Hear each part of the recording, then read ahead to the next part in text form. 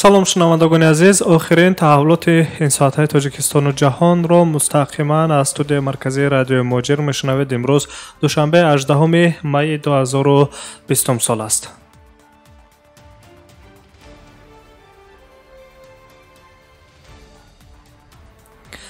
дар тоҷикистон шумораи умумии шаҳрвандони мубталои коронавирус аллакай ба 1729 нафар расид. дар як шабона рӯзи охир боз 205 шаҳрванди кишвар ба ташхиси коронавирус бистарии бемористонҳо гардиданд. хабар медиҳад вазорати тандурустӣ ва ҳифзи иҷтимоии аҳолии ҷумҳурии тоҷикистон.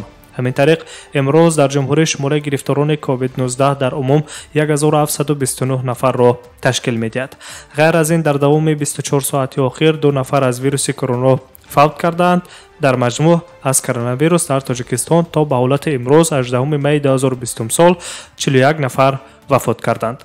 ҳоло дар кишвар 4016 шаҳрванд таҳти назорати табибон қарор доранд ки аз инҳо 407 нафарашон дар хона табобат мегиранд.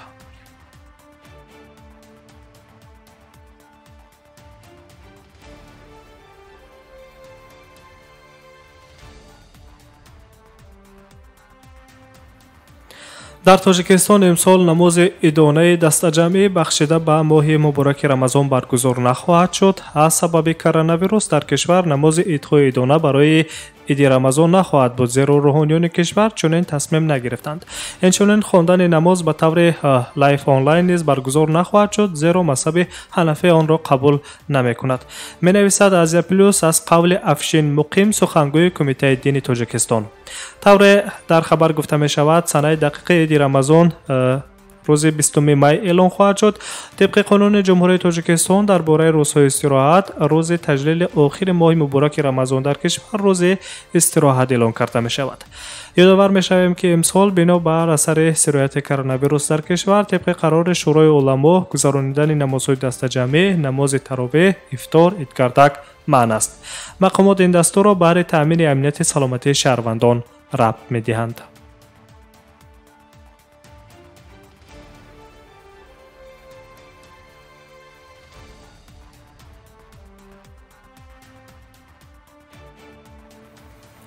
ҳамчун як қисми барномаи кӯмак ба тоҷикистон дар бораи мубориза алайҳи COVID-19, як қисми кӯмаки башардӯстонаи Иттиҳоди Аврупо ва хазинаи кӯдакони Созмони Милали Муттаҳид ЮНИСЕФ ба Душанбе интиқол ёфт. ин созмонҳо мегӯянд ки 13 тонна маводҳои тиббиву доруворӣ тақрибан 30% кӯмаки ба Тоҷикистон расонидашударо дар доираи барномаи вокуниш ба ҳолати фавқулодаи Тоҷикистон аз вируси COVID-19 ташкил медиҳад. кӯмак таҷҳизотҳои зарурии муҳофизати шахсиро дар бар мегирад, аз ҷумла 36250 адад либоси муҳофизатӣ, 40320 ниқобҳои тиббӣ ва дигар лавозимоти заруриро ҷиҳати мубориза бо коронавирус дар бар мегиранд. дафтари ЮНИСЕФ дар Тоҷикистон хабар медиҳад ки мустақиман ба муассисаҳои алоҳидаи тиббии кишвар мавод пешниҳод мекунад ва механизми махсуси арзёбии эҳтиёҷоти тиббиро таҳия мекунад. бо маблағи 11 миллион евро 1500 корманди тиббӣ, беморхонаҳо ва муассисаҳои карантинӣ бо таҷҳизоти зарурии муҳофизати шахсӣ аз ҷумла ниқобҳои тиббӣ ҷарроҳӣ, респираторҳо, дастпӯшакҳо ва хилъатҳо муҷаҳҳаз карда шудаанд ки ба 40,000 нафар беморони гирифтори COVID-19 хизмат мерасонанд. خانم مرلین جوزفسون سفیر اتحادیه اروپا در تاجیکستان گفت حالا وقت همکاری و همراهی است، زیرا سرایت بین مردم تبعیض و مرزها اعتراف نمی‌کند.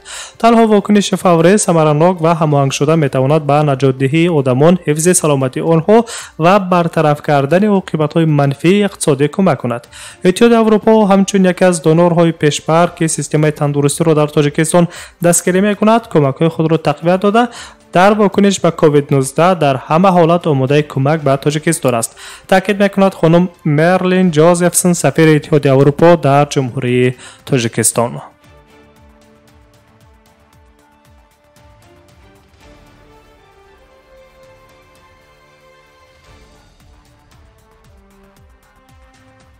آخرین تحولات تاجیکستان و جهان را مستقیما شنیده استادید. چندین تن از شهروندان ازبکستان که در سرحد روسیه و قزاقستان درمانده بودند با اتوبوس به وطنشان برگردانده می شوند. در این خصوص سفارت جمهوری ازبکستان در روسیه خبر می دهد.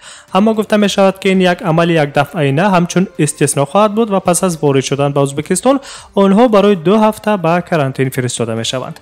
خاطر رسانی میکنم که قبلا خبر داده شده بود که صدها شهروندان ازبکستان که میخواهند به وطنشان برگردند به نقطه های گذرگاهی سرحدی در سرحد روسیه و قزاقستان در ولایت ارنبورگ جمع شدند. اما سرحد با قزاقستان برای کرانتین بسته است و معلوم شد که به مهاجران درباره گشوده شدن سرحدها معلومات بر دروغ دادند. ولی مقامات هر سه کشور مجبور شدند که با وجود کرانتین و بسته بودن مرزها با موافقه رسند و مهاجران در مرز جمع شده را طریق دالان کرانتینی اجازه عبور دهند.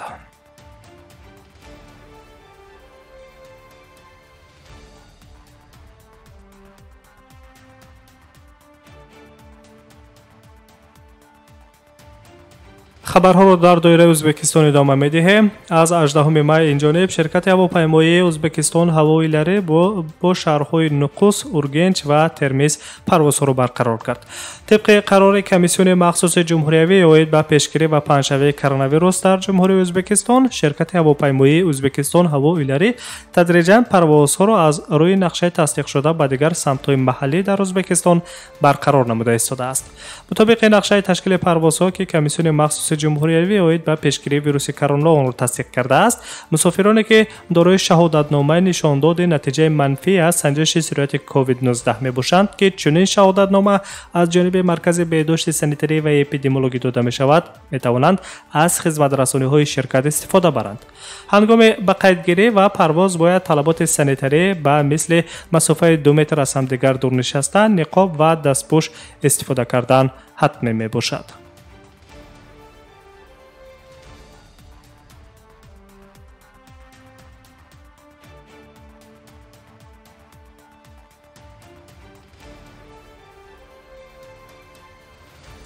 روز دوشنبه 18 می نرخ نفت به امید برقرار کردن توازن پیشنهادهای کشورها رو به افزایش می‌یابد. امروز از ساعت 8:25 دقیقه به وقت مسکو نرخ نفت برنت در پلتفرم سودای جهانی در مقایسه با نرخ پیشترش که تا به $1.11 کاهش یافته بود به $33.61 برای یک بالر افزایش یافت.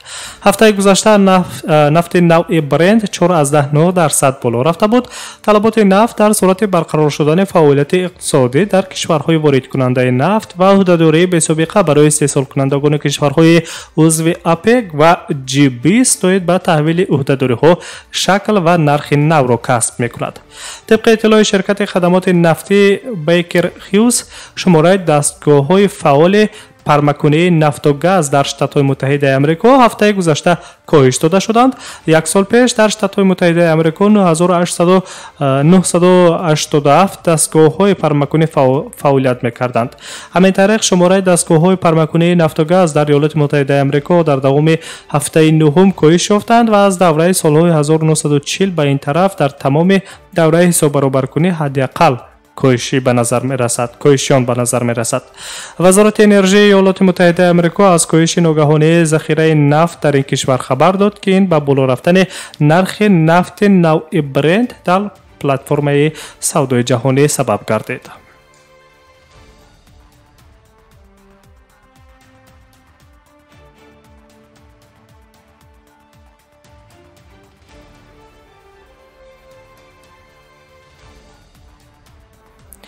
پرزیدنت جمهوری اسلامی افغانستان اشرف غنی با رقیب سیاسی خود دکتر عبدالله سازشنامه اید به تقسیم قدرت را به امضا رسانیدند.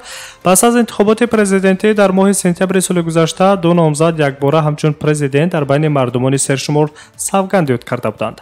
از آخر ماه مارس وقتی که اشرف غنی و دکتر عبدالله هر دو مراسم جداگانه سوگند یادکنی را برگزار کردند، سیاستمداران کوشش کردند که به موافقه رسند. حالا آنها سازشنامه به امضا رسانیدند که طبق آن اشرف سخنی پرزیدنت باقی میماند، اما سابق رئیس اجرایی حکومت جمهوری اسلامی افغانستان دکتر عبدالله عبدالله رئیس شورای عالی صلح افغانستان را بر عهده میگیرد و همچنین در تشکیل حکومت نو هر دو شخص نمایان و سیاسی 50% کرسی های حکومت را از حساب نفران خود تعیین میکنند. از روی مقررات در صورت برقرار کردن مذاکرات با گروه رادیکالی طالبان، حکومت افغانستان را رئیس شورای عالی صلح رهبری میکند که اینک در این کرسی دکتر عبدالله عبدالله نشست.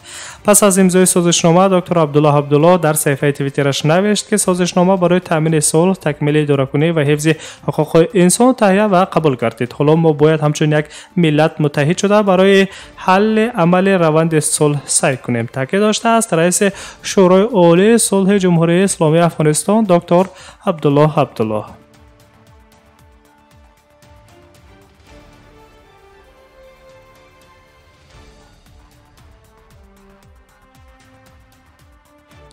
شما آخرین و جدیدترین خبرهای تحولات تاجیکستان و جهان را مستقیما روی موج رادیو موجر شنیدید. سلامت باشید.